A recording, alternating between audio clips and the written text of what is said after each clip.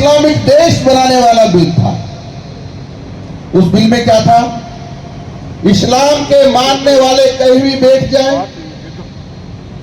कहीं भी सांस्कृतिक, धार्मिक, पारिवारिक कार्यक्रम कर लें, और यदि वो वक्फ बोर्ड के रजिस्टर पे जाकर के लिख देते हैं मैंने वहां एक कार्यक्रम किया था, तो जमीन उनकी हो जाएगी। और जिला कलेक्टर के पास जाकर के वो कहेंगे कि हमने वह काम किया था, इसलिए जमीन का कब्जा हमको दिलाइए, तो कानून में प्रावधान कर गए कि जिला कलेक्टर को उसका कब्जा दिलाना पड़ेगा। और ये आपको आपत्ति है, आप कोर्ट में जाना चाहते हैं तो कानून में प्रावधान है, आप किसी भी देश की अदालत में नहीं जा सकते। यदि आपको जाना पड़ेगा तो ट्रिब्यूनल में जाना पड़ेगा, उस ट्रिब्यूनल में सारे के सारे लोग ही न्याय करने वाले इस्लाम के मानने वाले होंगे।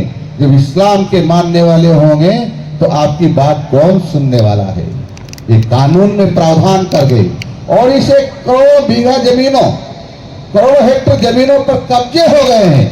मेरी मोटी मोटी जानकारी के अनुसार 25,000 मंदिरों पर दावा ठोका हुआ है कि ये वक्त की जमीन हो गई।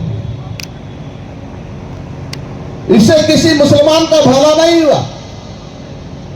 मेरे पास कोटा के 100 मुसलमान आए थे, उनकी जमीन पर भी कब्जा कर लिया। उन्होंने कहा वक्फ बोर्ड से निजात दिलाइए। यदि नुकसान हुआ है तो बड़े बड़े लोगों का हुआ है। जो मठाधीश बने हुए थे वक्फ बोर्ड के, वही उसको पाते थे। गरीब मुसलमान को कोई लाभ नहीं हुआ। अब माननीय नरेंद्र जी मोदी ने कहा है इसकी इनकम से हम गरीब मुसलमानों का कल्याण करेंगे, और इसलिए देश के साधारण मुसलमान भी इससे खुश है। मैं उनको भी बधाई देता। मित्रों, एक सांप्रदायिक हिंसा लक्षित अधिनियम आया था 2011 में। सांप्रदायिक हिंसा लक्षित अधिनियम 2011। और कहीं यदि मेरी झूठी बात लगे तो मोबाइल खोल करके उस पर कहना सांप्रदायिक हिंसा लक्षित अधिनियम जो प्रस्तावित था 2011 क्या है, तो आपको मोबाइल पर पूरा बता देगा। उसमें यह था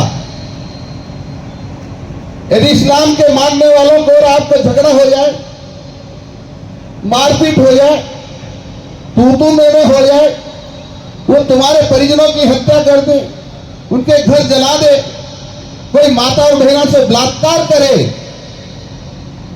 तब भी दोष उसका होगा जो इस्लाम को नहीं मानता, यानी हिंदू का होगा।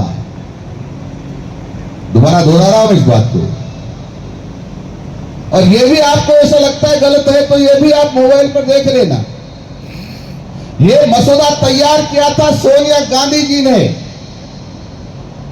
और इस मसौदा तैयार करने में एक भी राष्ट्र व्यक्ति नहीं थे, और राष्ट्र व्यक्ति थे जिन्होंने ये मसौदा तैयार किया था।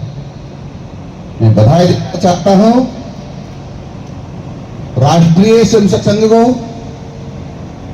विश्व हिंदू परिषद को, अनेक ऐसे जितने राष्ट्रभक्त संगठन ने इसका विरोध करने के कारण वो लोकसभा में नहीं आ पाया। नहीं तो उद्देश्य यह था इस देश को इस्लामिक राष्ट्र बना दिया जाए। कांग्रेस षड्यंत्र करती थी। यानी मित्रों, हिंदुओं को सर्वनाश करने का सोच था इस कांग्रेस का।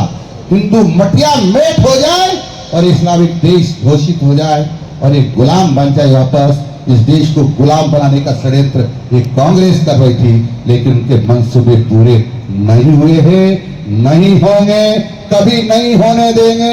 उनके पूर्वज भी कब्र में से निकल के आ जाए तब भी नहीं होने देंगे। इसी के साथ आप सब लोगों को प्रणाम करता अपनी बात समाप्त करता हूं। नमस्कार, जय हिंद।